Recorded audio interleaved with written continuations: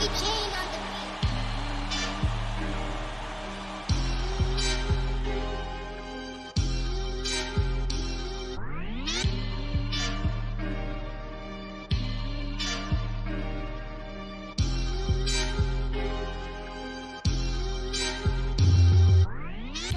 listening to the Bear Down Chicago podcast with Logan Bradley, Ryan Dangle, Patrick Sheldon, Brendan Shagrew, and Jack Wright.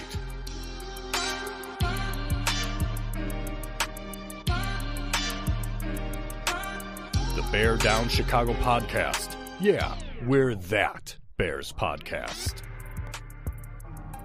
All right, folks, welcome into another edition of the Bear Down Chicago podcast.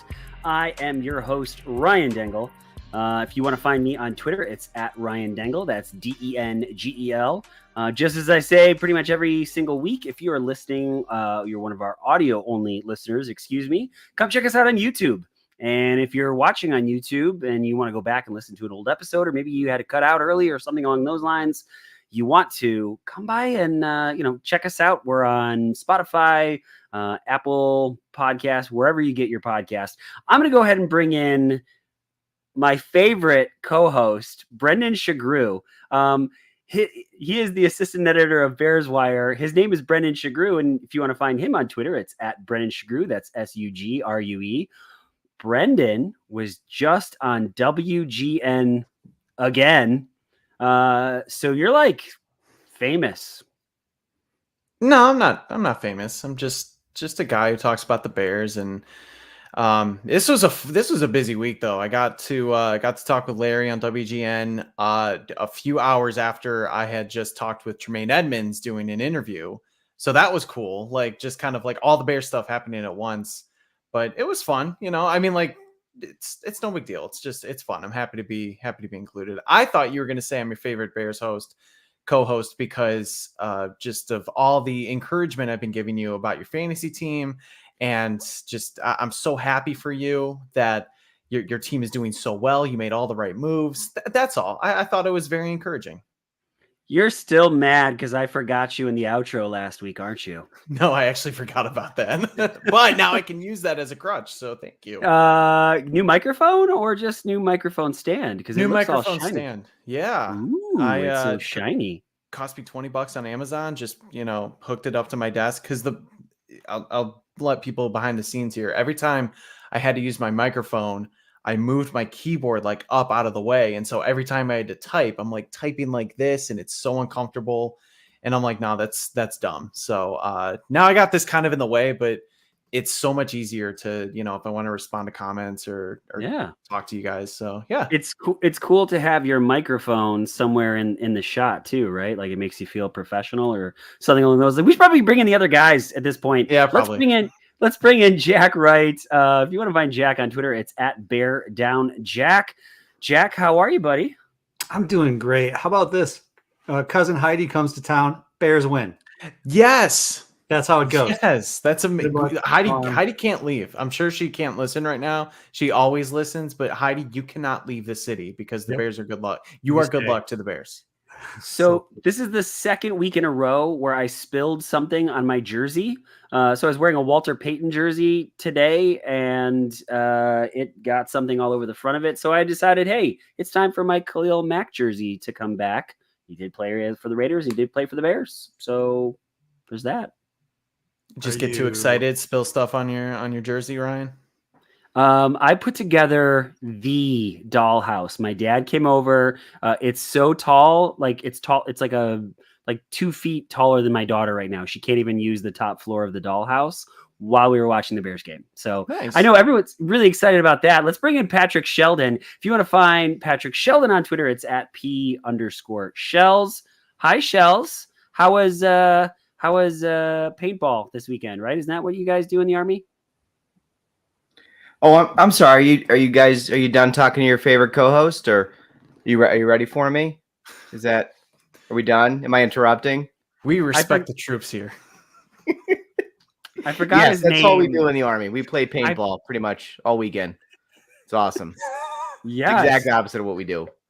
That would be awesome. I would love paintball all weekend. In fact, I may drop it in the suggestion box, which we also have in the Army. We have a nice little suggestion box. Yeah. I'll make a note. We should probably talk about the Bears at some point. Maybe. Yeah. They got to win.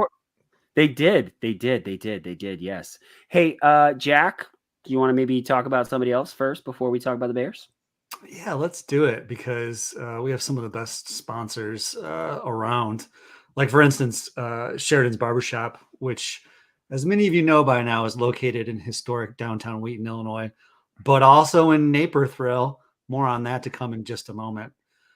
But they've been serving the community for 69 years with 6 barbers and open 6 days a week, Monday through Saturday. They have appointments available to book online or by phone at your convenience. You can go to Sheridan'sBarbershop.com or you can call 630-668-0137 and book yours today. Or if you want, like if that's not the best option for you and you'd like to go someplace else, they have expanded their biz, yo. You can go to Hensel's Barbershop, located in downtown Naperville. They've been in business since 1966. There are 6 barbers there in Naperville. It's open Tuesday through Saturday, and you can either walk in or you can make an appointment. You can book yours at Hensel's Barbershop. Check that, henselsbarber.com. That's HENCZELS barber.com. So go to either one of those because it's where traditional meets modern. Those guys hook you up. They're fantastic, especially if you go, let Will or whoever cuts your hair know that the guys at the Bear Down Chicago podcast say hello. Okay, boys, let's get overall thoughts on the game. We're going to go Brendan, Jack, Patrick, and I will finish it up. Overall thoughts, boys. Oh, wait. Would you like to do Brendan's breakdown first? You know, it's funny. I was moving it out of the way because I was like, "Oh shoot, we're not doing this." Back that thing up. I'm sorry. I'm a little off my game. I apologize. So, Brendan, if you could please break down the game for us, I know I would appreciate it, and our listeners sure would appreciate it as well. In Windy City this Sunday, as the Chicago Bears welcome the Raiders of Las Vegas to town. If you wanting to see both starting quarterbacks play, let's just say you gambled and you lost. The Bears got things started, though, as Mike Tyson Bagent and Deontay George Foreman landed all of the punches. Foreman grilled the defense not 1, but 2 rushing touchdowns in the first half, the second of which came after Tremaine Dupree-Edmonds said, "I got to have it," when he snagged an interception. The Raiders' only points came from Daniel Tucker Carlson, who uncharacteristically went too far left on a miss, going 1 of 2 on field goals as the Bears led 14-3. Tyson and Foreman delivered knockout punches in the third quarter when they connected for another touchdown, but the Bears weren't about to let up yet.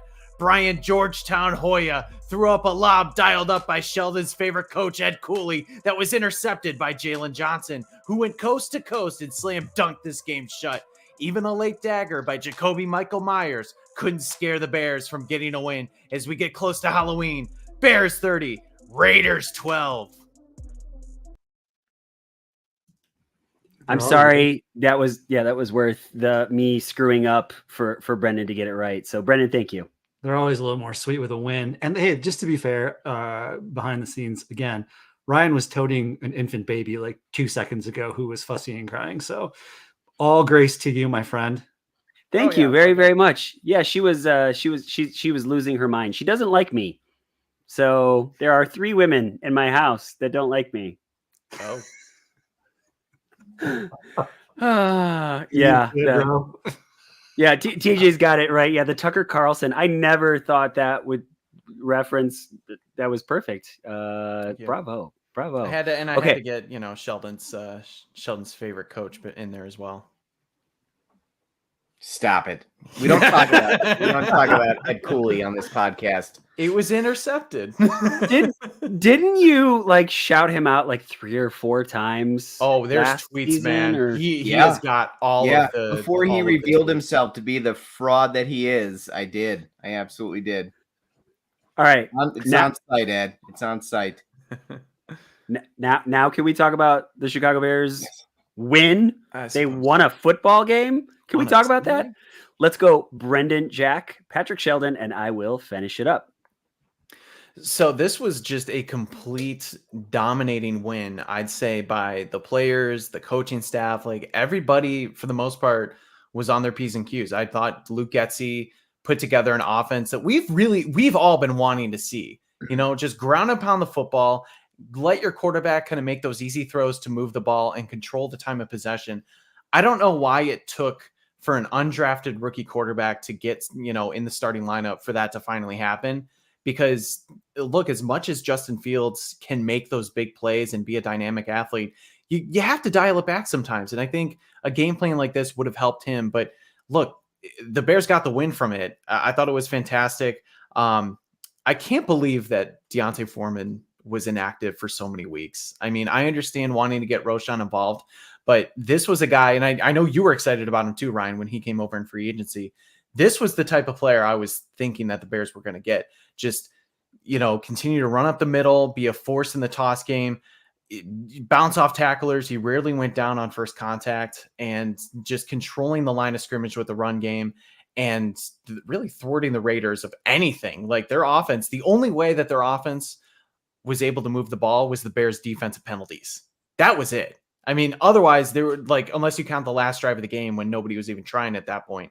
But I was really impressed. I was really happy. I understand the Raiders are the worst 3-3 team I think I've ever seen in my lifetime with just a hack coaching staff. And this game, while I say it was like a complete domination, it wasn't perfect, and we're going to get into that. But overall, I was very happy to see it happen. I'm not in the tank for Caleb or Drake or, for any draft picks yet. I just can't do that in mid-October. I want to see wins, and I'm happy we got a win.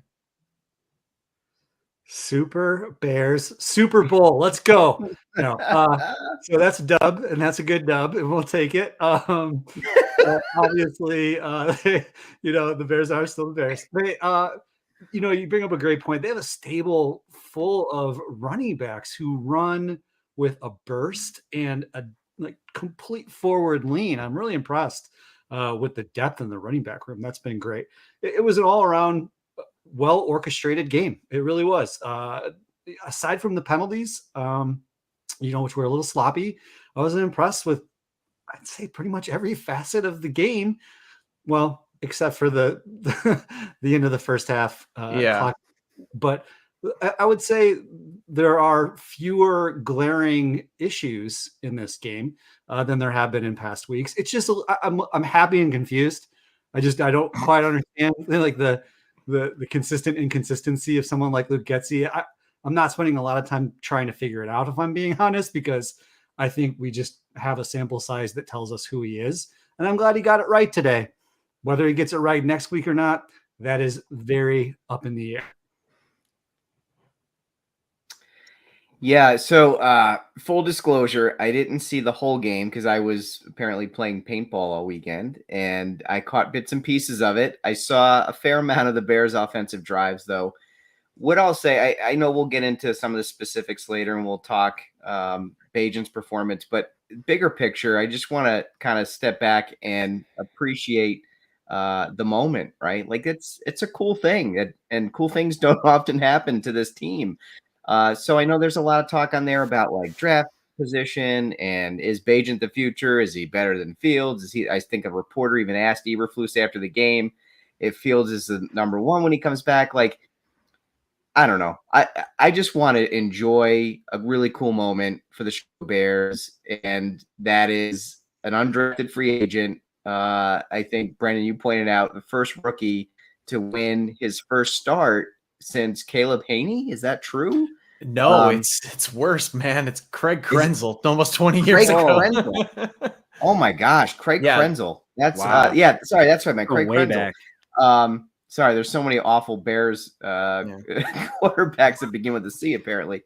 But like, it's just a cool moment, and so congratulations to Tyson Bagent. I thought he showed 100%. A lot of poise. We can talk performance later and stuff, but let's just not think about draft position for a night. Let's not think about the Caleb Williams sweepstakes, which I hope we kind of get into because I got some thoughts on that later. But I'm just happy for Tyson. I'm happy for the Bears.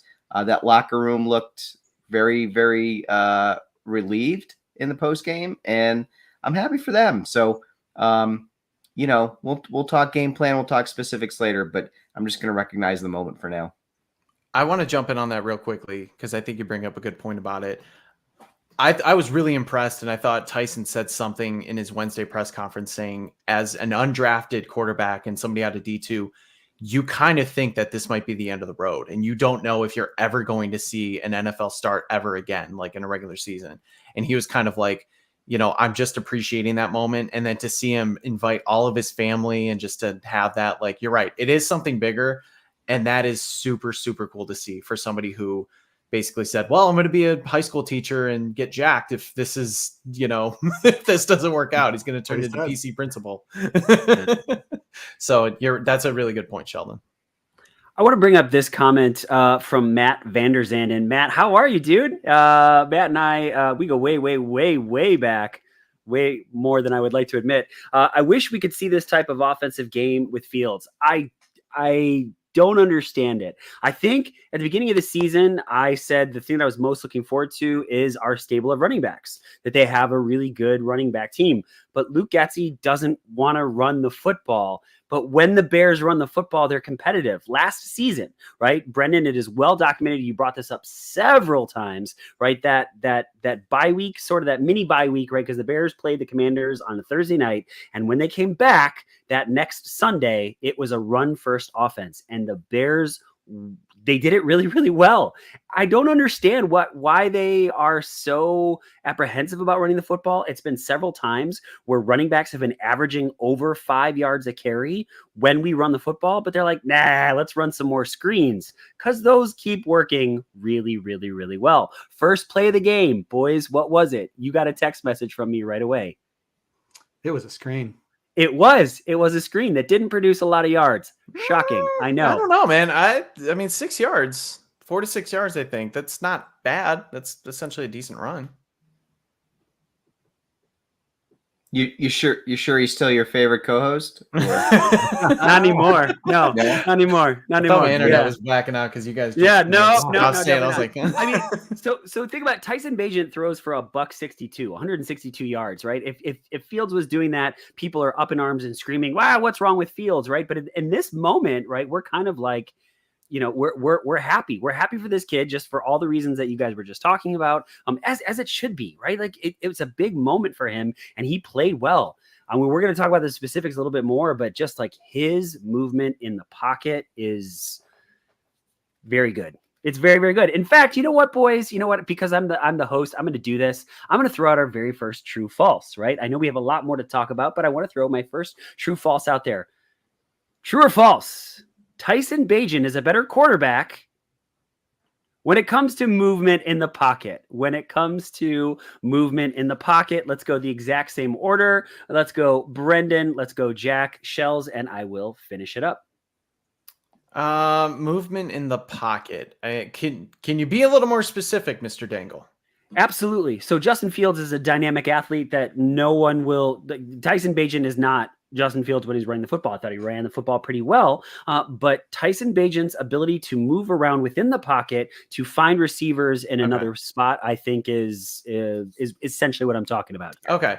All right. So if you're talking about that specific part of his game, I will say true, because Fields, we've seen it. He's a little lackadaisical when he's getting into his dropbacks, and sometimes he's maybe not going through his progressions, or he's bailing out trying to run. And Tyson did as well. Like he was, rolling right and left, but I thought he was doing a good job of setting his feet and ensuring that the ball got to his target. I think Fields, most of those times, probably would have just run for a first down, which he can do as a dynamic athlete. But yeah, it's sometimes it's a little too skittish in my opinion. Like his feet are a little too quick and he's maybe not as set, but overall, I think you can say that he's just, not the same dynamic athlete, doesn't have the same arm, can't make the biggest throws, even though maybe he says he can. With that specific part, I think I'll agree. Just Jack, before you throw in, there's just one thing. Brendan, when we went to training camp, I don't remember if I said this to you or not, but it's definitely something I thought about. I just didn't think to bring it up because Bagent Mania wasn't a thing yet. when the quarterbacks were throwing deep balls, I swear I did say this to you. He did not have the same arm that the other quarterbacks had.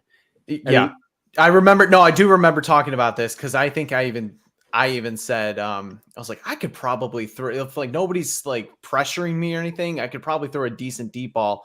I don't know how accurate it's going to be, but I, got a decent arm. And we said like, yeah, Tyson, it's just not there. Other people, I know Jonathan Wood on Twitter said something similar when he was there. Bagent's throws were just kind of like landing 5-10 yards shorter than the other quarterbacks. So yeah, that's definitely something that's valid. So of course he didn't have the Hail Mary attempt. Nathan Peterman did. And that's kind of where this is coming from, because Bagent said, well, I have a cannon for an arm. We don't know about the deep ball. We just don't really know. No, Peterman has a stronger arm. I would say true. I think neither of them are very good at stepping up in the pocket yet.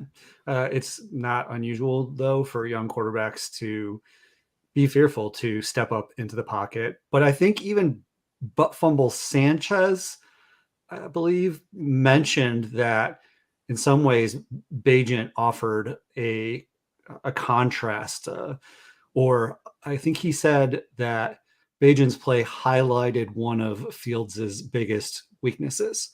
And I thought that was a fair statement. I think, Bagent, at least for today, and it's a small sample size, had a better ability to keep his eyes up the field and utilize a lot of those evasive drills that quarterbacks drill day in and day out to avoid sacks and still find an outlet or throw the ball away.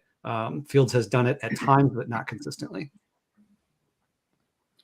Yeah, I'll say true as well. I think he does a better job of manipulating within the pocket, but I think, he's obviously not the runner that Fields is. So he's really at all costs looking to throw the ball. He's looking to run truly as a last resort. There was that one sack he had where it's funny. I slipped back into Fields mode. I for a second, I thought he was still the quarterback because I saw him sort of getting pressured, and I was like, oh my gosh, there's a huge lane. He's going to bust this for like 40 yards. And then I was like, oh, it's Bagent, and he got sacked. And you realize that for me was it really highlighted the difference between these two quarterbacks, because I totally expected the quarterback to break that and to run for 25, 30 yards, and then realized it was Bagent. And, like he's not the runner. He's not as elusive. So I think he has to, at a necessity, rely on being able to move within the pocket a little bit more.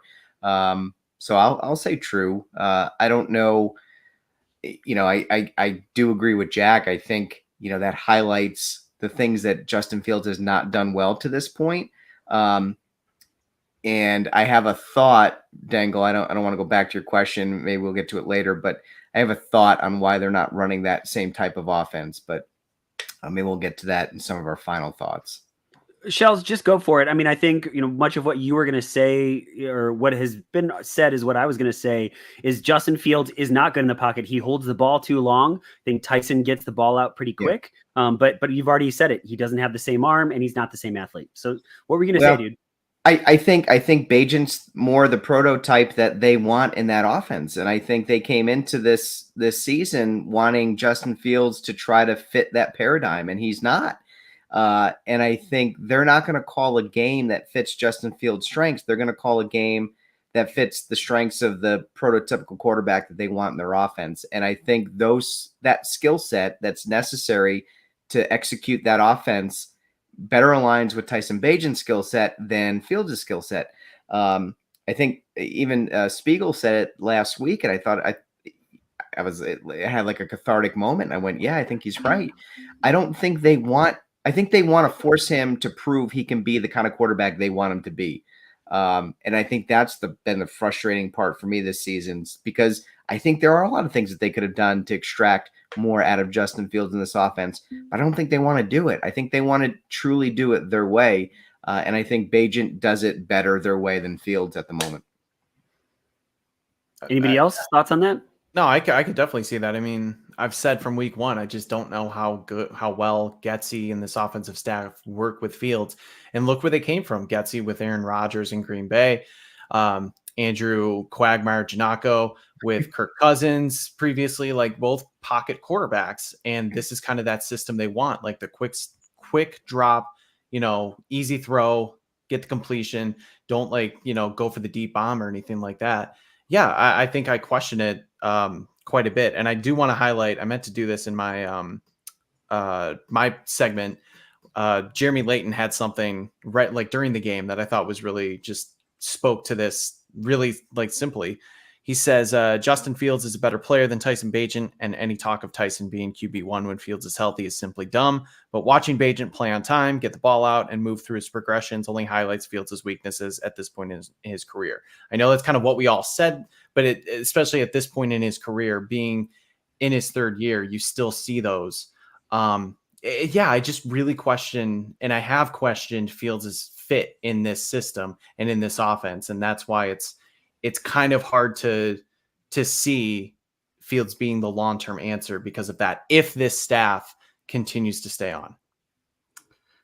I just wonder, I mean, ultimately, let me propose something that, let me say that I think perhaps you're wrong, Shells, in terms of if the coaching staff was trying to develop Fields as a pocket passer, then what is wrong with that? In other words, whether it's Jalen Hurts or whether it's Patrick Mahomes or whether it's Allen with the Bills, they run second but are very good pocket passers. So isn't that what you want Fields to develop into if he's going to be your franchise quarterback? Yeah, but why does it have to be one or the other? Why can't you develop that while you're progressing in the offense? Like why can't it be concurrently? It's those two things aren't mutually exclusive, in my opinion. You can still lean on his strengths and get him confidence and get him doing the things that he's comfortable doing. And that I think will help bring him along as a pocket passer. Like if you're comfortable, you're going to have more success overall. So I don't see why it has to be an either or equation. I think they could do both. And because I think when Fields is doing the things he's more comfortable doing, I think the film has shown he ends up being more comfortable in the pocket, and you start to see more of those moments where he's comfortable in the pocket and he's executing, but then they go away from it. And you got to know your personnel, you got to know the individual, you got to know how to develop that person. And there's no one size fits all approach to developing a quarterback. And I think the Bears have got it wrong big time with Fields, and it just sucks to see. Just really quick, Brendan, did you say Andrew Janoko? Because giggity, goo. I saw him on the sideline. He gave the chest bump. Yes. Yeah. Well, I think his jaw got in the way, but there was a chest bump. Please I want a press conference with that man. I just want to see it happen. Okay. So boys, we can, I got two other quick, and I do believe that these will be quick true falses. So if you could please, boys, we're going to speed up this a little bit. True or false, you feel better about the defense after today's performance. Same order, boys. I do. I understand that. So true. I understand that the Raiders offense is hot garbage, even though they have some elite playmakers like Josh Jacobs and Devontae Adams. But especially with some guys like Jalen Johnson, Tremaine Edmonds creating turnovers, maybe the pressure wasn't there like it had been in previous weeks, but the back end was much better. They played a much tighter game. You can't feel worse. I mean, even if it was a bad game plan, I thought it was a very simplistic game plan from Josh McDaniels, but I definitely feel better because they're actually generating those takeaways when the opportunities arise. True. I think both last week and this week, there was a well-orchestrated defensive plan. And Brendan, you mentioned it. We caused 3 turnovers. We've been better, much better. I know, Ryan, you were, rightfully so, upset with our third down conversion, or allowing them to convert first downs. We've been better there as well. Yeah, I don't know. I think we're healthy. I think Flus maybe is in his element a little bit, calling the defense. And yeah, I've been impressed so far. Also, I just wanted to mention how awesome is our chat tonight. Like, people are just like having conversations, and I love it. It's so cool to see. Yeah, I'm going to defer to you guys. As I said, I didn't get to see a lot of the game. What I did see was on the offensive side. I'll say the results look great, the final product, but I didn't get to see the actual game. So I'll defer to you all. It seemed better though. Somebody tweeted this, and I absolutely couldn't agree more. Eberflus is an okay defensive coordinator. He's a bad head coach. That 2-minute offense, whatever that was, mismanagement, just god awfulness, is I think emblematic of why Eberflus shouldn't be a head coach. But his defense seems like it's playing better now that his guys are getting healthy. I mean, to have Jalen Johnson come back, I think is big. Which, boys, we're just going to roll right into our last true false. The Chicago Bears should sign Jalen Johnson to a long-term deal as soon as possible. Sorry about that, boys. I am running around after little children. All right. Yeah, I'll say true. The as soon as possible thing kind of, it makes me, a little hesitant because obviously his value is it's the highest it's ever been because Jalen Johnson historically has not generated turnovers. He gets 2 interceptions today. I mean, he doubled what he had going into this game throughout his 4-year career. And he's just an elite cover corner no matter what. He's just got to stay healthy. He's missed multiple games now every season he's been in the league. So I don't know if I'm going to sign him to an extension like this very minute, but definitely like later in the season or like the first thing during the off season, I would want to, because he is the anchor on that defense right now. You don't know, the jury is still out on Kyler Gordon. I think he has some upside. Tyreek Stevenson's a rookie. Jaquan Brisker hit or miss a little bit, and Eddie Jackson's probably going to be gone. You need an anchor on that defense, and Jalen Johnson is that guy. I'm going to say true, but I would like to look up some contractual details. And also, if anybody here has a sense of what the payday might look like, I'd also be curious to hear that because it might feed into my answer. But, as the second round pick in 2020, he was 50th overall. He's 24 years old. So I do think that he is in a prime period within his career. And as far as his performance goes as a cover corner, it's somebody that a bird in the hand is worth 2 in the bush. I would say lock him down. Don't do it, Patrick. Don't do it. All right. I won't do it. Okay. I'll say true for the most part, right? I think there's some variables in there that we need to iron out. Jack, you mentioned it. What are the specifics of the deal? How long is the deal? And health, honestly, like I feel like Jalen Johnson, the way I'm probably going to feel about Tevin Jenkins when we're talking about whether we extend him. I love the player when he's on the field. Is he going to be on the field, right? Are we going to run into a situation like Eddie Jackson where he was dynamite for a couple years? We paid him a boatload of money. Not we, I didn't pay a dime of it, but collectively as the Bears organization, they paid him a ton of money, and he hasn't seen the field a whole lot last couple years. So, I want them to be smart about it.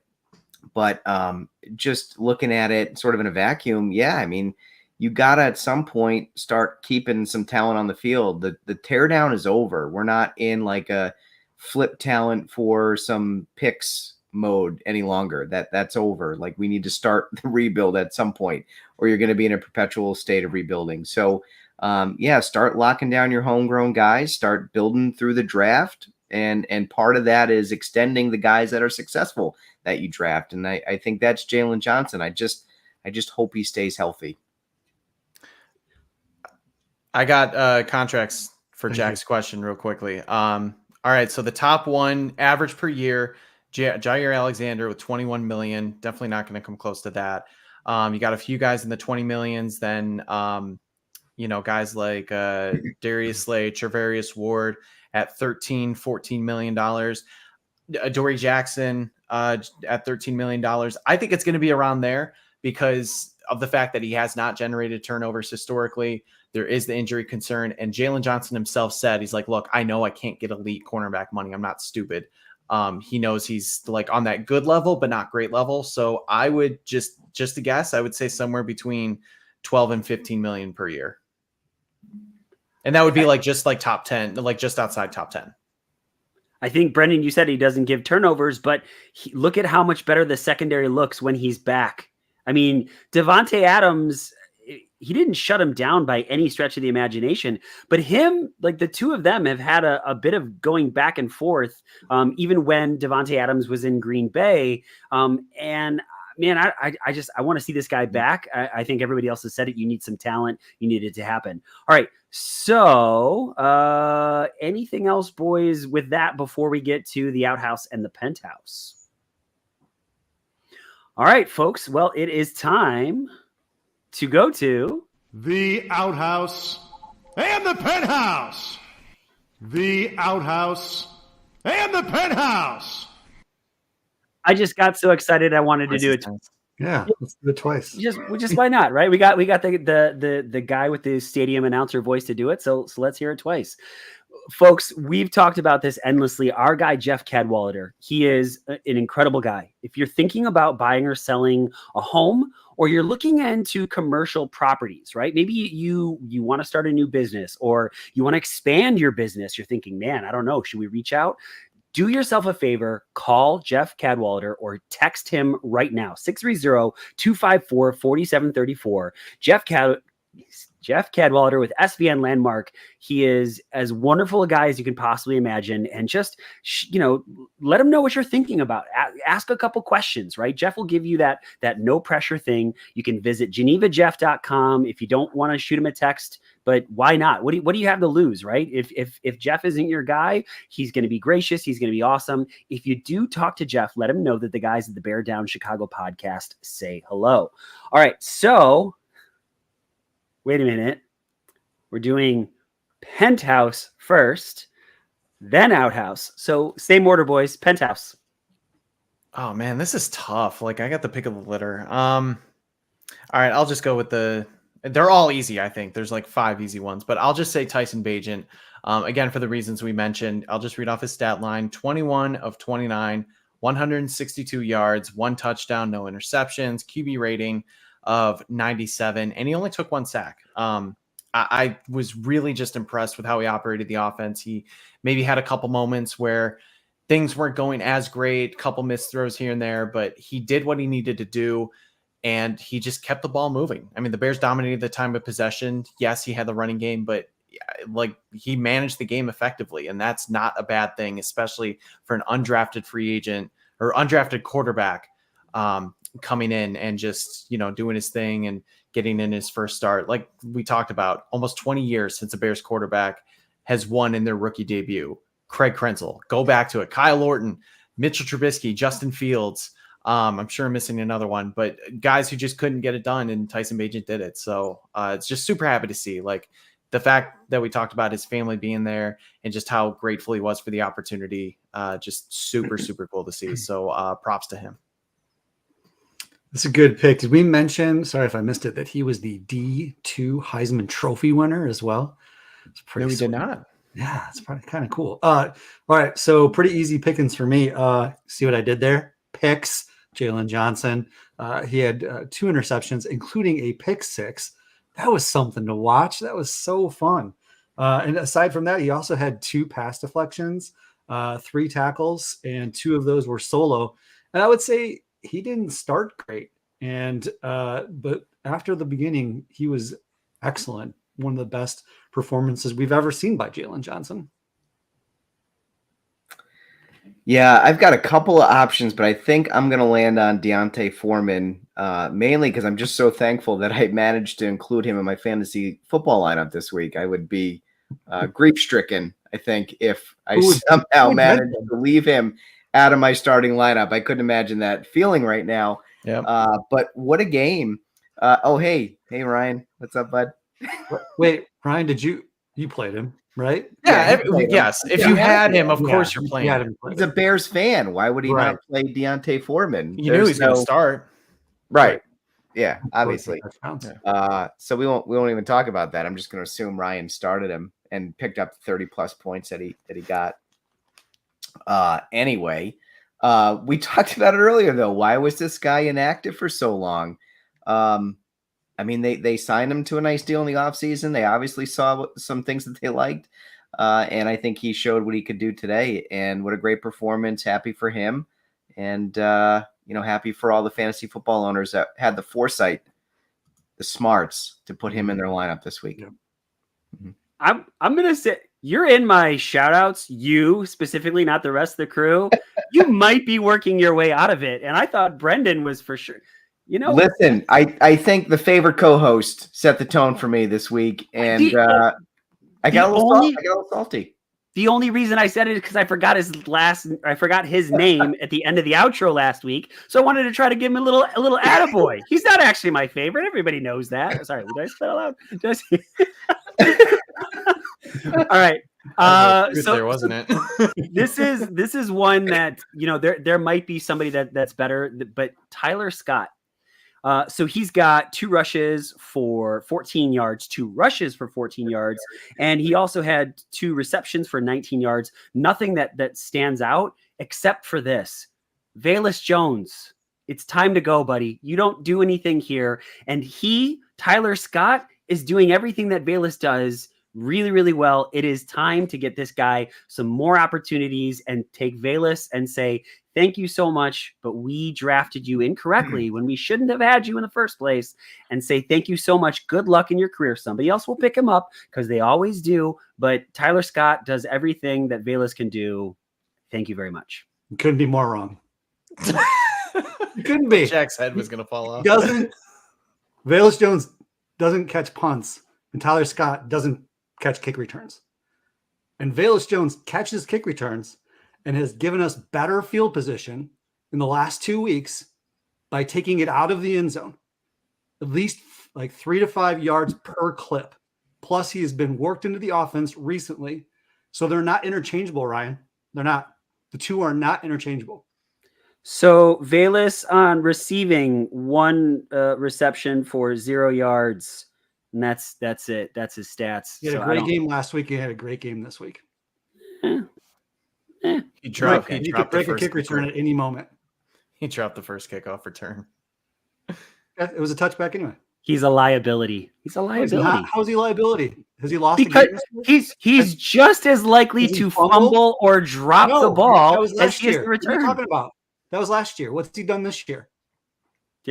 Didn't he drop the ball? And then also he was saved by the fact that, was it last week or 2 weeks ago that last week that was a technicality. He took it out on purpose because he wanted to see if he could go ahead and take it. If they didn't call it dead, then fine, I'll go take it. Just like Rodgers tries to throw it up when there's a penalty.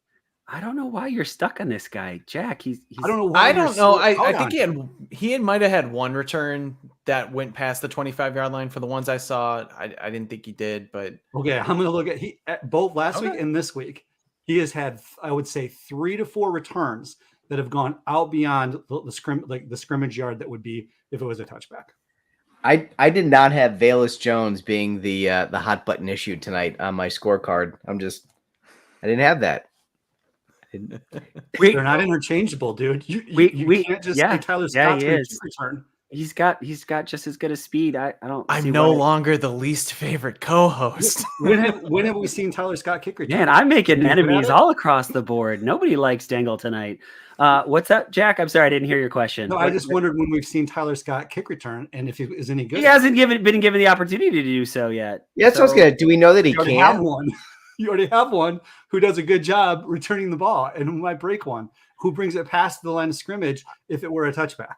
I think he's more likely to fumble the ball than he is to return one for a nice return. This year, he's not fumbled. But if that's his only value add to the team, if it's just kickoffs, is that worth it in your opinion? Keep him on the roster?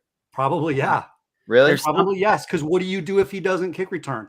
Then we're back in that same rotation that we used to be in, where we're hiring guys off the street via free agency who are complete shit and don't give us a chance. Because we got Patterson. We hired him up off the street, right? For a couple of years. Cordero Patterson. We picked him up. He was also more used in the offense, though. Too. He's an outlier, though. That guy's an outlier, isn't he? He's not. Look, let's be real. The Bears have a just dedicated in the year 2023. They have a dedicated kickoff returner and they have a dedicated punt returner.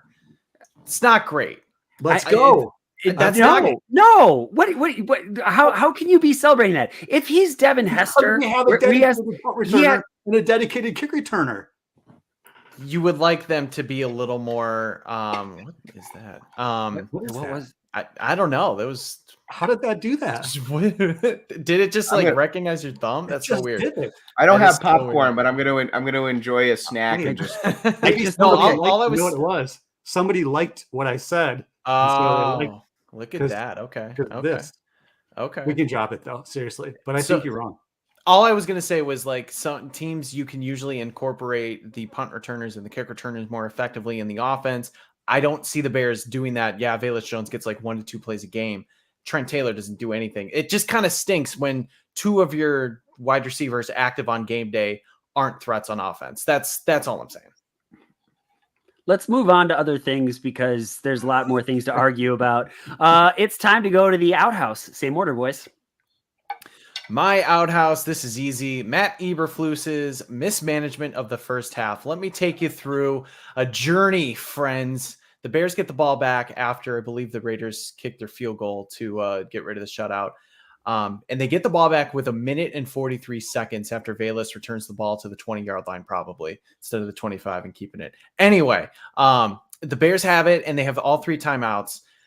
You would think that at minimum, a field goal would happen, but Eberflus just let Bagent and the offense do their thing. Bagent clearly was not ready to manage the hurry up offense yet. Understandably so. It's his first start. You kind of expect those things. He just kind of left his quarterback out to dry, and he was taking a long time getting into the huddle, trying to get the plays. And just the fact that you did not use 1 timeout before, I think it was like 19 seconds, like you let all of that time go off. Then there were penalties that moved the Bears back. It just like, it didn't need to be as chaotic as it was. There were multiple times that the Bears could have used their timeouts on their side of the field before crossing midfield to reset things and at least attempt a field goal. Now, thankfully, the Raiders suck so bad that it wasn't an issue in the end. But if this was a more competitive team, those 3 points or potentially 6 to 7 points could have really impacted the game. And so even when you're beating down an opponent, you still want to coach it effectively. So that was really troubling to see with a rookie quarterback making his first start. It was excruciating. I mean, inexcusably excruciating. Just yelling at the TV, timeout, take a timeout. What's wrong with you? What are you going to do? You're going to like turn them in at half for a hot dog? Like what? You can't do anything with them. Might as well call them. I've decided to make myself the self-appointed third phase BDCP guy. So I've got my Spidey's senses are tingling a little bit on Trenton Gill. I think he's average, maybe. His statistically speaking, he's way below average in just about every statistical category. Now he's not been a liability yet, but I don't really think we found our punter with him. He's like his net average is like 37 yards. I want to say the best in the league is like well over 47. He's not in the top 20 in any category for punters. Yes, I researched punters before I came on. So he's in my outhouse only because I feel like we thought we had found our punter and we got rid of our old punter to the Packers and we drafted a new punter and he's just okay. I'm going to go the decision to make Cole Kmet a healthy scratch today and list him as an active. What are you guys laughing about? He was not an active today, you're saying? He did block a lot. He was used quite a bit on blocking, but he didn't catch a pass. And, they used Darnell Wright a lot to block, I think. They did. He blocked a lot. Yeah. But in a heavy run game, then your inline tight end is going to probably do a lot of blocking. Yeah. Isn't this kind of like young quarterback throwing lots of passes at or near the line of scrimmage? Isn't this kind of like where you'd want your tight end to step up and be that safety valve, be that guy? Where was he in the offense? Where was he today? Lewis did. Lewis stepped up, and I think did Tunyon have a catch too? Yeah, how did Lewis? Mercedes Lewis had a catch. Tunyon might have had a catch, and Cole Kmet didn't. I don't know. Maybe we need to dial up more tight end screens for Cole Kmet. Luke, what do you think? What do you think, Screen Getsy? What do you think? Maybe we need more Cole Kmet screens. Hey, if it gets me a PPR point in fantasy, because I thought the same thing. I thought Bajent was going to rely on him and just got me a fat 0. Yeah, I thought so too. It would again. That's kind of been my bugaboo with Kmet is how the Bears have misused him. I think I don't know. Like today was a day I would have expected Cole Kmet to have a huge afternoon, and he was absent from the offense completely. Well, but I think Shells, when you talk about misusing him, maybe this actually was kind of to your point, like being more of that blocking tight end and inline tight end. I know I sort of pushed back on it too, saying, oh, on National Tight Ends Day, Cole Kmet had 0 catches and 2 penalties. And Rob Schwartz came back and said, who writes for Bear Goggles he's like, look, he was used a lot in those 6-7 personnel sets when there's so many runs. So the fact that you can have effective blocking tight ends and he can do both, this is what he was like called upon to do today, and it worked. So yeah, I agree. I wish he was used more in the passing game, but I think you could say because he's a versatile tight end, he did do his job. This isn't my real one because I think overall Tyreek Stevenson had like a pretty good game. Like the 3 passes defended, but there's just a couple, like some of the growing pains with a young cornerback. Just some of the plays you're just like, why are you that far off the receiver? What are you doing there? So that's not my real one, but I think you guys understand what I'm saying with that. How about this defensive line? They got a sack, but they're not good at rushing the passer, and it's just so frustrating to watch. That's it.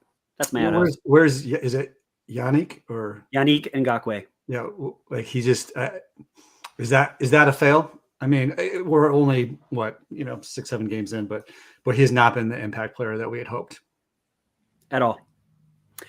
Boys, it's time for anything that we missed. Anything we missed, same order as last time. Brendan, Jack, Patrick, and I will finish it up. Anything that we missed? Oh man, I really wish DJ Moore caught that touchdown. I mean, I was shocked that he didn't. And I know the Bears still got the touchdown with Deontay Foreman. It was a nice throw. It was a great throw. It was maybe slightly behind, but you would think that DJ Moore, having the hands that he does, would actually bring it in. He got it jarred loose, unfortunately. I was you're still starting to see Darnell Mooney not doing a whole lot.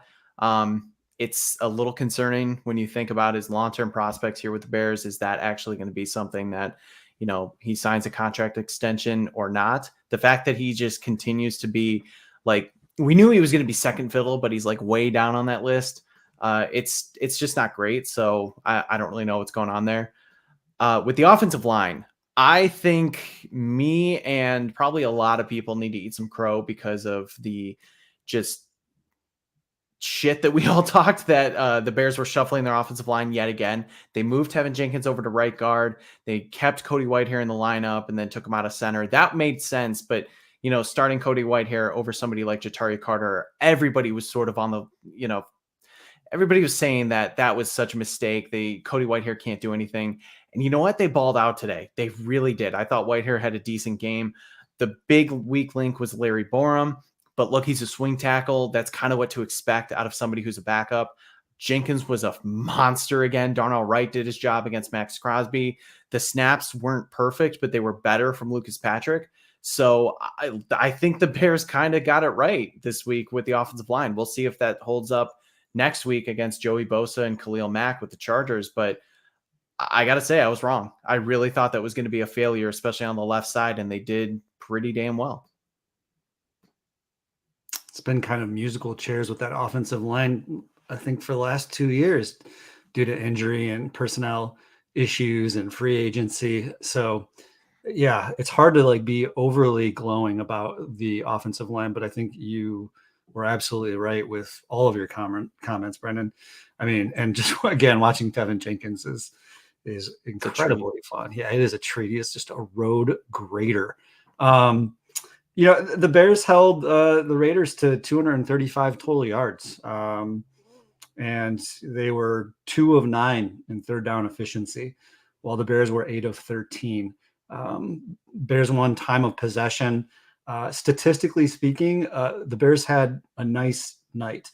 Now, the 9 penalties for 110 yards, I mentioned that, I think, right at the beginning of the show, and I didn't get a chance to look, but I am curious to see where the Bears rank in terms of penalized teams in the NFL. I'm going to guess they're somewhere right now, probably in the top 10, if not 5. It seems like somehow we just lost a handle on that from last year, something that we were excellent at in terms of keeping penalties down.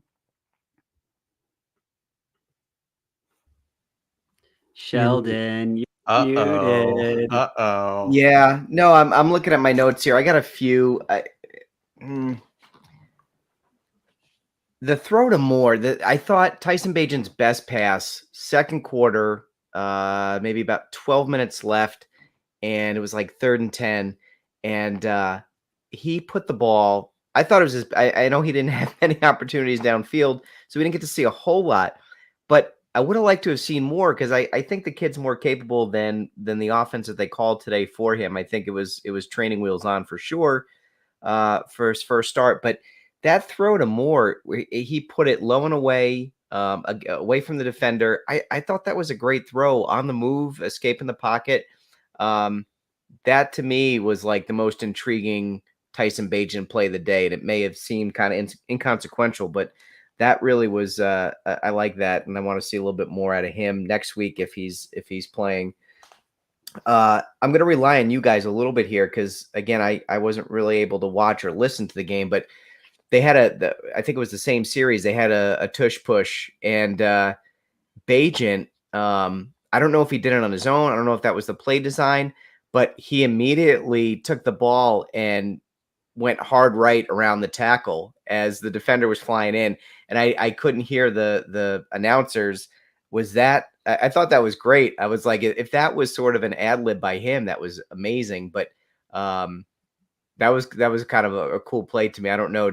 Was that sort of the design, were they saying, or was that just sort of him reading the play and realizing they were going to send people over the top of the center? Looked like he did that on his own, honestly. Did he? It looked like maybe he perhaps saw what's his nuts who's never missed a game in all the time he's ever played, Crosby. Yeah, like he was like projectile launching himself and maybe saw him coming and seemed to like step to the right and then really nicely, quickly get back to the line of scrimmage and drive. Yeah, I was saying, I made a note as I was watching it, and I said if that was him on his own, then kudos to him. That was a pretty savvy play for an undrafted free agent in his first game. And then YGK made a comment about Fields earlier that I wanted to address. He had asked if Fields had looked sad. And I actually want to give Fields a shout out because if you looked at the post-game speech, he was in the background standing up at his locker, and he looked thrilled for the kid. And I know there's some shots of him on the bench too, where he looked really happy. So, things haven't obviously gone the way I think Fields probably hopes his time in Chicago so far would have gone. But by all accounts, he's the consummate pro and has been helping Bagent and is really genuinely happy for him. So shout out to Fields. I know we're not in the shout out portion. And then the last observation in the same clip, I sort of am starting to feel kind of bad for Eberflus. He just seems sort of out of sorts and awkward and uncomfortable and just kind of maybe happy to be there and not be fired yet. He's sort of got that vibe where I'm just happy I'm still getting a paycheck, and you could tell a little bit of the confidence is gone. But he did call a great game on the defensive side. So I was happy for him to get a win because he does seem like a genuinely nice guy, but it just doesn't seem like he's maybe head coach material. So those are my only observations in a limited amount that I got to see today as I was playing canasta all weekend with my Army buddies. Perfect timing. Our good friend Joe Fusco, who is a Raiders fan, Fire McDaniels. We love him. We wish we could play him on a regular basis. That would just be awesome. I got a couple things. It was the Raiders. Joe, seriously, that was in my notes. That wasn't just because you showed up. Josh McDaniels is a terrible head football coach. I know they had a better record than the Bears, but they're not a good football team. And so, I am very excited about the win. You should be very excited about the win. I'm very excited for Tyson Bagent. I'm excited for all those things. The Bears looked good today, but I do want to, they played the Raiders. with that being said, I have been hypercritical of Matt Eberflus when he was hired, basically all of last season, all of this season, and he had a really good defensive game plan. So I have to give credit where credit is due. He had the Raiders frustrated, and to win the way that they did is hats off to him. Yeah, good for you, dude. The Green Bay Packers lost to the Denver Broncos. The Bears and the Packers have the same amount of wins this season. Oh, you know what else happened, Brian? You know what else happened? Jordan Love threw a game-sealing pick on the final drive for the second game in a row.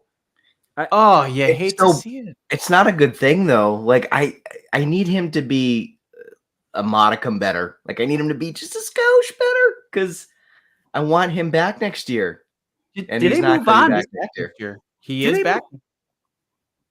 I was just gonna say he is back next year because he signed a contract extension. So he's not gonna be their guy. He can't. Like, did you see LaFleur's face after that interception on the sideline? He was like, for a good 15 seconds, just staring off into space. Like, what in the was he doing? Like, you could tell the frustration.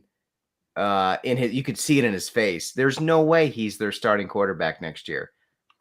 They're in line for the 7th pick right now. They're going to draft somebody probably, yes.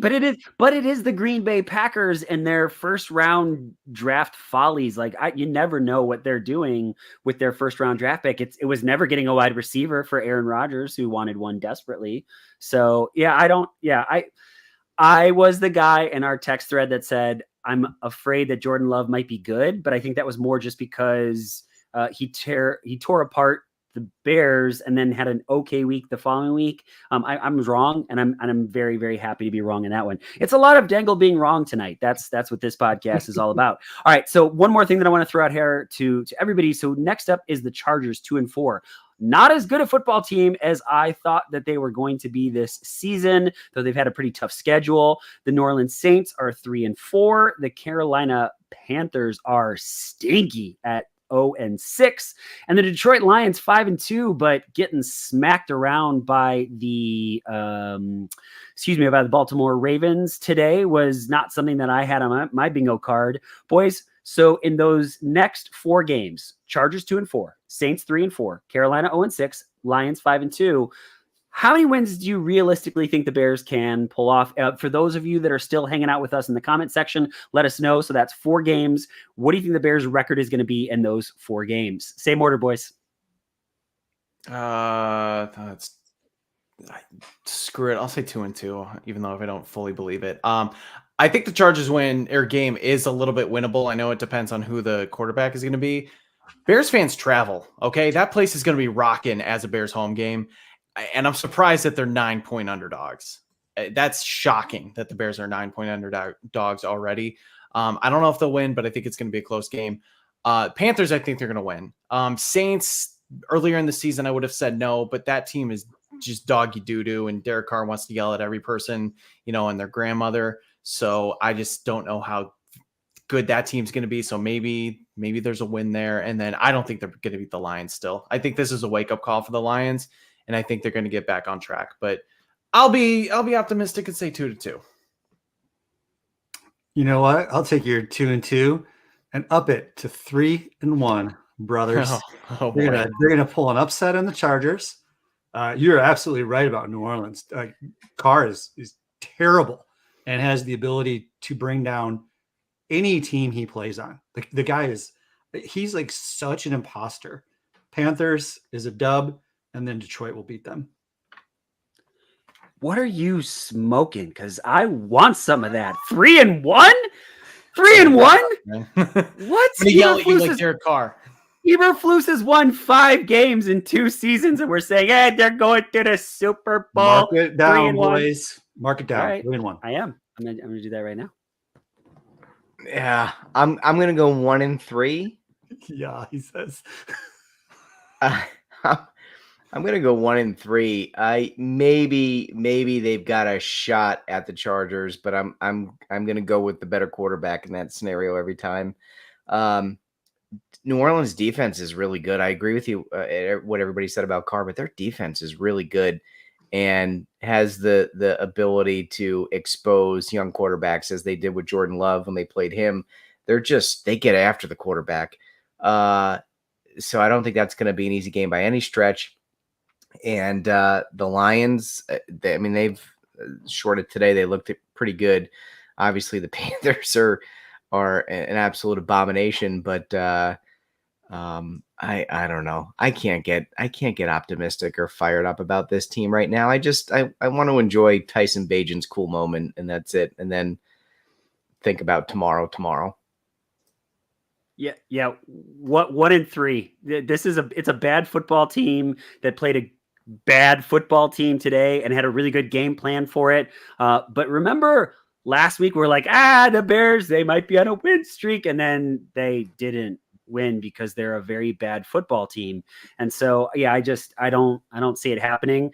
I get a strange sense that when they go to play the Carolina Panthers, it's going to come down to the wire, and that they're going to play really, really bad for most of that game, win it, but not by much. I got a sneaking feeling that the bad of this team shows up. Jack, I hope you're right. I hope you're right, but I don't think you're right. I do too. I think the Panthers, honestly, like Bryce Young's playing a little bit better. They're probably gonna find their footing. They're not gonna go winless, okay? They're gonna get a win or two. Things are gonna look up. Well, maybe that could be against the Bears. I don't know. That's a fair point, Dangle. Thielen, like that dude's career is starting to rekindle just a little bit. I mean, he has been very, very good the last couple of weeks on my fantasy team. I start him, but I don't start. He's on a bye this week. Good job. Yes. Oh, I know. My entire team was on a bye except for Deontay Foreman. He was on the bench. Oh, did you bench him? I forgot. Oh. Yes, I did. All right, boys. Anything else? Any last questions from any of you in the comment section that we possibly missed that we need to talk about? Because otherwise, it is time to get to shout outs. Anything else, boys? I don't think so. I think we're good. I don't see any questions popping up in the comment section. So it is time to get out of here, boys. Let's head to shoutouts. So same order. If it ain't broke, don't fix it. Let's go Brendan Shagru, Jack Wright, Patrick Sheldon, and I will finish it up. I got two quick ones. Shout out to, this is probably a collective shout out, but we got to shout out Heidi once again for coming from Mexico to Chicago. She was documenting her trip, just, hanging out in the city. She was meeting different people, I think other people from other countries. And she's like, oh, everybody was so nice, and taking pictures of people. And I just tweeted out, I was like, Chicago is a better city with Heidi Zimmerman in it. Like, she is the best person. She's so positive. She's such a great listener and such a great supporter for us. And so I'm so happy that she was able to see a win and just hopefully enjoy her time in Chicago. It would have been great to be able to meet up with her, but obviously we're all out in the suburbs. I was hoping to maybe go to the game earlier in the season, but it just, wasn't going to happen. And then somebody else who came from another country, actually TJ Brooks, for giving the shout out to Heidi. Perfect timing, because I believe Nancy, Bears Girl on Twitter, was also at the game. She came down from Canada. We love Canada. We got our, favorite Canadians here. But she came down for the game and was able to see it as well. So just really, really cool. I'm so happy for the foreign, how do I say this? Our foreign Bears fans, because it's so hard for people to see games, and they spend so much time and money and effort to actually come down to Chicago and see games, even just watch games too. So the fact that the Bears were able to get a win for them was awesome. And then a quick shout out to Michael Piff. I tweeted out a stat that I just thought was so stupid that I wanted to get it out there. Basically, the crux of it was that the Bears have as much chance of winning as the Long Grove Bridge has a chance of being hit. And Sheldon, I don't know if you'd understand, it's this old historic bridge in the suburbs of Chicago. It's really low, and there's very clear warning signs for trucks to not go under it, but people hit it all the time. It's been hit 50 times since it reopened in 2020.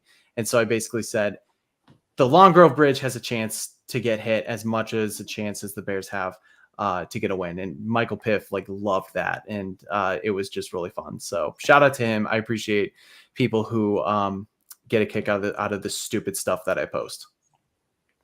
I get a kick out of the stupid stuff that you post all the time, Brendan, and also the intelligent stuff, because there's a lot of that as well. Yeah. A couple of Tyreek just scored. Let's go. Yes. A couple of things. So does Heidi get a pass on missing the show tonight? I mean, I guess she does. She's probably somewhere downtown having a few cocktails. So she should be celebrating tonight. Celebrate that Bears victory. A couple of shout outs from me. So Rusty and I had a back and forth that I greatly enjoyed, just about our confusion with Luke Getzey. So Rusty at RUSTYJ54. Shout out to you. And then shout out to the Sycamore Spartans, who did lose Friday night and are not undefeated. They sadly lost to the Morris Redskins. That's right. They're still the Redskins. Anyway, they lost to the Morris Redskins. That's the bad news. The good news is they went 8-1. They're in the playoffs, the Sycamore Spartans. They play Evergreen Park at Sycamore on Friday night at 7. So good luck in the playoffs to the Spartans. And then this was kind of cool. I was sitting in the stands, and my daughter was a couple rows ahead of me, and she says, "Hey, Dad, Drake wants to tell you something." And this kid was kind of sitting like huddling down with his hoodie over his hat. And he turned around and he's like, "I follow you on Twitter." And it was really cool. And I was like, "Oh, bud." So to Drake Crittenden, who is at MLB Season, shout out to you, man. Thanks for listening, and thanks for following me. I really appreciate that. And then lastly, shout out to my brother who was in the comments tonight for watching Michael Wright. Man, I hope no kids are following me. I'm just starting to think of the things that I've posted on Twitter in the last 48 hours and thinking I hope no kids follow me. But that's a cool story, Jack. I got a couple quick shout outs. I want to shout out Steve Nagishi. He's at Asian Sports Fan 1, host of the Double 18 podcast, had me on a couple weeks ago. I had a blast with him. He's a really, really genuinely good guy who I've known for a while, going back to my DWC days over at Fansided, and it's just a great dude. So thank you for having me on. I had a really good time chatting Bears with you. And then our good friend, another good friend of the pod, Cam Ellis at Kingsley Ellis. I was going to say that. Yes. Rumor going around that he got married over the weekend, and Cam, don't worry about it. I'm sure invitation lost in the mail. You know how crazy it is right now. Post office is having all sorts of problems. So, I mean, could have emailed it to, or, texted me, or DMs are open to, I think on anyway, not important. What is important is you got married, and we're thrilled. We're very happy for you. One of my favorite follows on Twitter was devastated the day he left the Bears beat, but I know he's doing wonderful things now, and happy for him, and a wonderful personal milestone. So congratulations to Cam, and best of luck to you and the new bride. That's awesome. I love Cam Ellis. I love Cam Ellis. He's a wonderful guy. We were supposed to have him on when Denver came, but we were so angry. I was actually going to ask. I almost said, I was like, oh, we missed a great chance to have Cam on, but I'm sure you asked him, and I didn't. I was really angry, and I'm also been kind of busy with baby stuff and all that. No, for sure, yeah. And it wasn't anything I know we've been giving you crap, but it was just one of those oh shoot, what But I need to DM him right now. So good for Cam. Okay, so I've got a couple. First one is going to Kyle George. He's at Furious George 94. He follows our podcast. He's got his own podcast and he does great work. But it was just really, really cool to he tweeted something about how I basically said I don't care about head coaches getting fired.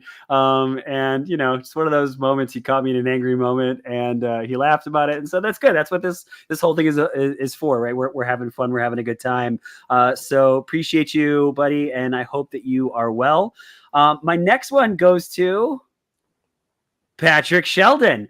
Patrick Sheldon, I came home and there was a giant box from Amazon. And my first thought was, oh my God, what did my wife do? What did I do? I don't remember. I'm not drinking, but did I get drunk and buy something? And instead it was a giant box of diapers, which any of you that are parents out there, you go through those things like crazy. So Shells, like seriously, dude, I called you the second I possibly could. And Sheldon did the thing that you're supposed to do. Hey, I'm on speakerphone with my kid in the back seat. Because I was not about to use proper language, not podcast appropriate language. I was about to say some very terrible things. And so Sheldon, that was really, really, really cool, dude. And trust me, we will use those. Rylan is just firing through them as fast as she possibly can. And the last one goes to my pops, my dad. I think I've said this before, maybe on the pod. I'm going to get real serious for a moment. I was adopted at birth, and I have had a crazy opportunity. It was under the most unusual circumstances. I was part of a closed adoption, but I got to meet my biological family. And let me just say, I lucked out big time. And my father was in town this weekend. I'm gonna get teared up just thinking about it. That man, just so many sacrifices for me, and just to have him around. We spent the entire afternoon building a giant dollhouse for my daughter with the Bears game on in the background. And we laughed, and it was just funny because I was always the one watching and holding things in a flashlight, and basically putting things together while my, like trying to help my dad. And this was the first time that he was just kind of assisting as I was doing all of this. And it was a really, really cool moment. Pops, I love you very, very, very much. And I just love you, buddy. For all of us here at the Bear Down Chicago podcast, we know you can get your Bears content anywhere. All of you guys, as Jack said it in the comment section, that was awesome to see today. We appreciate that so very much. You can can subscribe, you can share with a friend, whatever you got to do. Please help us out. Leave a 5-star review, whatever you can. It means so very, very, very much to us. And man, there's just so many Bears podcasts, and you guys hanging out with us, it means more than we can say. So for all of us at the Bear Down Chicago podcast, that's Brennan Shagrew, Logan Bradley. Logan Bradley should go to the Chargers game. He's in LA. He should go, but he's probably gonna be working the baseball stuff, but he's there. So Brennan Shagrew, just in case I miss it. So Brennan Shagrew, he's on the podcast. Jack Wright, Patrick Sheldon. I'm Ryan Dangle. For all of us here at the Bear Down Chicago podcast, folks, thank you so, so very much. And as always, Bear down, Chicago.